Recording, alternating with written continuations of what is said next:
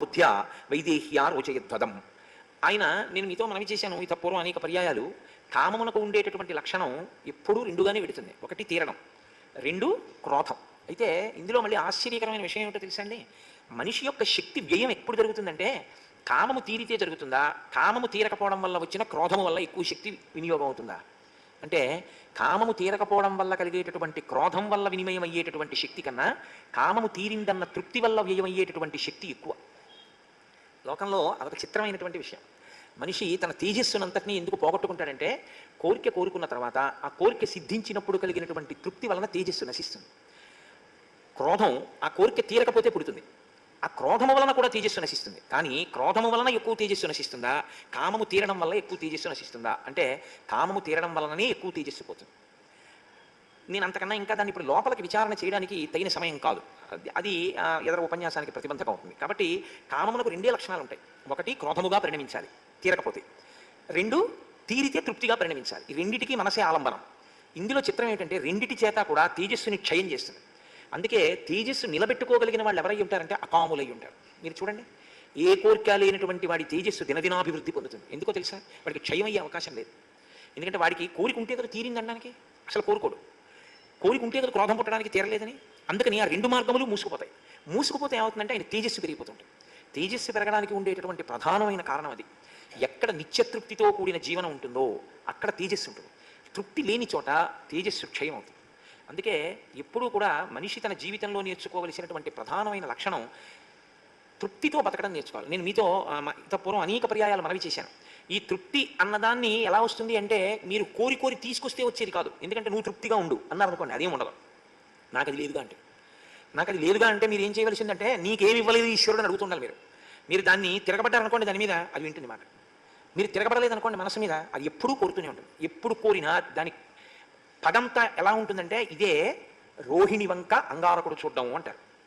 తేజస్సుని నింపేవాళ్ళు ఒకళ్ళు శరీరంలో. మనం తిన్న ఆహారంలో 6వ వంతుని మనసుగా తేజస్సుగా మారుస్తుంటాడు ఈశ్వరుడు. ఈ తేజస్సుని క్షయం చేస్తుంటాడు ఇంకొకడు. లోపల కోరికలు పుట్టించి మనసులో తీరితే తృప్తి, తీరకపోతే క్రోధం, ఈ రెండిటి చేత తేజోక్షయం అయిపోతుంటుంది. చిట్ట చివరికి ఏమైపోతుందంటే అసలు జీవితంలో తేజస్సుని నిలబెట్టుకోలేనటువంటి స్థితికి వెళ్ళిపోయి మనుష్య శరీరం పొందడం వల్ల ఏ ప్రయోజనాన్ని సిద్ధింపచేసుకోవాలో దానిని సిద్ధింపచేసుకోలేడు. అందుకే తృప్తి అన్న మాటకి ఆలంబనం కింద ఏది తీసుకోమని పెద్దలు చెప్తారంటే 10 మందికి పనికొచ్చేటటువంటి పని ఈశ్వర కార్యంగా చేయమని చెప్తారు. 10 మందికి పని వచ్చే పని అంటే మీరు మళ్ళీ ఒకటి గుర్తుపెట్టుకోవాలి. నేను 10 మందికి అన్నం పెడుతున్నానన్నాను అనుకోండి, మళ్ళీ అదో అహంకారానికి కారణం. ఎందుకంటే నేను 10 మందికి అన్నం పెడుతున్నానండి, నేను రోజు అన్నదానం చేస్తుంటానండి, రోజు 10 మందికి అన్నం పెడుతున్నానండి అన్నాను. నేను 10 మందికి కంటి ఆపరేషన్ చేయించానండి అన్నాడు అనుకోండి, మళ్ళీ అది ఏమవుతుందో తెలుసా అండి? అదో అహంకారానికి కారణం అవుతుంది. మీరు చూడండి, కొంతమంది చిత్రమైన మాట మాట్లాడతారు. మేము ఫలానా వాళ్ళని ఉపన్యాసాలకి తీసుకెళ్ళామండి అంటారు. తీసుకెళ్ళడం ఏమిటి? తీసుకెళ్తే నీకేం వచ్చింది? అహంకారం వచ్చింది. విని నువ్వేమైనా మారావా?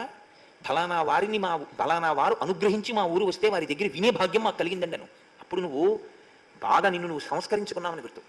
వాక్కు హృదయ సంస్కారమునకు ప్రతిబింబంగా నిలబడుతుంది. అందుకే మీరు మాట్లాడే మాటని బట్టి మీరు ఎంత స్థాయి సంస్కారాన్ని పొంది ఉన్నారు అన్నది పెద్దలు లెక్క కట్టేస్తారు. అందుకే పెద్దల దగ్గరికి వెడితే వినడం ఎక్కువ, తక్కువ మాట్లాడు అంటుంటారు. ఎందుకు అనవసరంగా సంస్కారాన్ని బయట పెట్టడం? వారు పెద్దలు నువ్వు అంగీకరించి ఉంటే, చాలా తక్కువగా మాట్లాడి ఉంటే బాగుంటుంది. కనుక ఇప్పుడు రావణాసురుని యొక్క హృదయంలో ఎప్పుడూ కామము ఉండిపోయింది కాబట్టి అది ఈశ్వరపరం కాదు.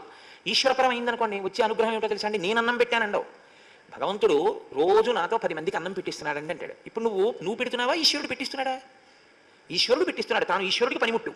అహంకారం ప్రబలడానికి ఏమి ఉండదు. అందులో తన కోరిక ఏదో తీరింది అన్నదేం ఉండదు.